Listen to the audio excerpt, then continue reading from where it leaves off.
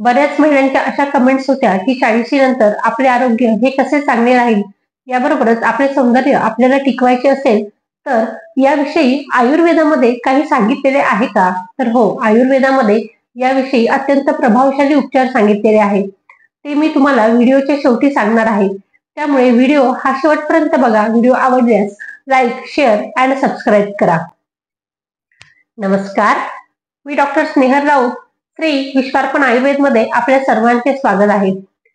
40 ओलांडली की बऱ्याच स्त्रियांच्या पोटामध्ये गोळा यायला लागतो, कारण वार्धक्याची लक्षणे हे बघायला मिळतात.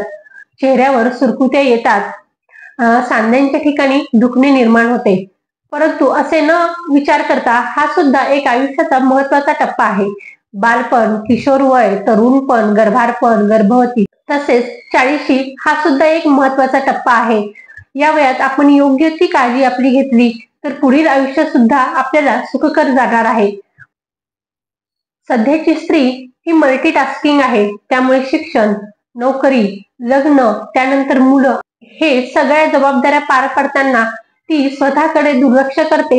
परंतु 40 ओलांडली की शारीरिक आणि मानसिक या दोन्ही स्तरांवर स्त्रियांमध्ये बदल घडून येतात. त्यामुळे या वयात त्यांनी काळजी ही घ्यायलाच हवी. याबरोबरच त्यांची काळजी घरच्यांनी सुद्धा घ्यायला हवी.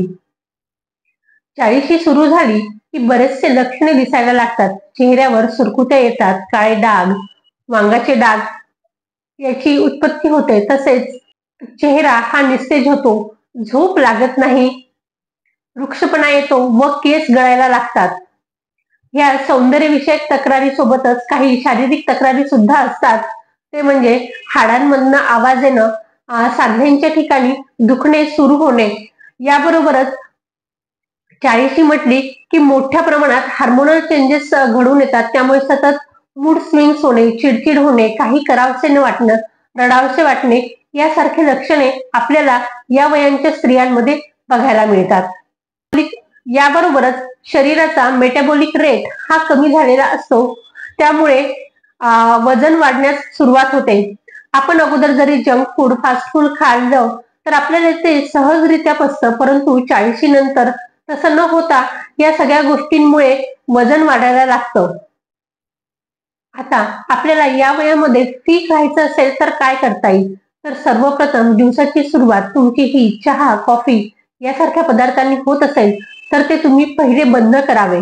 जेवणामध्ये साखरेचं जेवढे प्रमाण कमी ठेवता येईल तेवढं तुमच्यासाठी खूप चांगलं आहे. याऐवजी तुम्ही ग्रीन टी, गरम पाणी, लिंबू तसेच आवळा चूर्ण 1 ग्लास पाण्याबरोबर घेऊ शकता. यानंतरचा विषय म्हणजे आहार. 40 मध्ये आहार हा पोषण मूल्ययुक्त असावा, परंतु त्याने वजन वाढायला नको असा आहार आपला असावा. आहार हा कॅल्शियम युक्त असावा, म्हणजेच दूध व शतावरी कल्पासारखी औषधी तुम्ही घेऊ शकता. याबरोबरच ड्रायफ्रुट्सचे सेवन पण तुम्ही करू शकता. जेवणामध्ये भरपूर मोठ्या प्रमाणात सलाड आणि आपला पारंपरिक भारतीय आहार घ्यावा. फ्रुट्स मध्ये जे काही सीजनल फ्रुट्स अवेलेबल आहे ते घ्यावे. फक्त फ्रुट्स घेताना त्याचा ज्यूस करून न घेता तो आहे त्याच फॉर्म मध्ये खावे, त्यामुळे एक्स्ट्राची शुगर आपल्या बॉडीमध्ये जात नाही. यानंतरचा सगळ्यांना न आवडणारा विषय म्हणजे व्यायाम. बऱ्याच बायका अशा म्हणतात की आम्ही घरची सगळे कामं करतो तर आम्हाला व्यायाम करायची काय गरज आहे? परंतु तुम्हाला फिट राहायचे असेल तर व्यायाम हा अत्यंत आवश्यक आहे.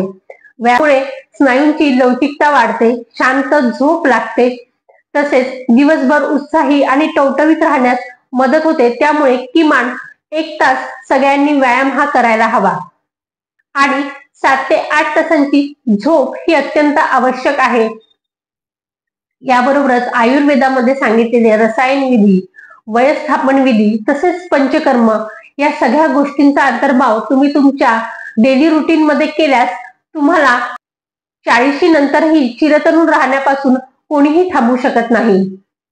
ही माहिती तुम्हाला कशी वाटली ती मला कमेंट करून नक्की सांगा. धन्यवाद.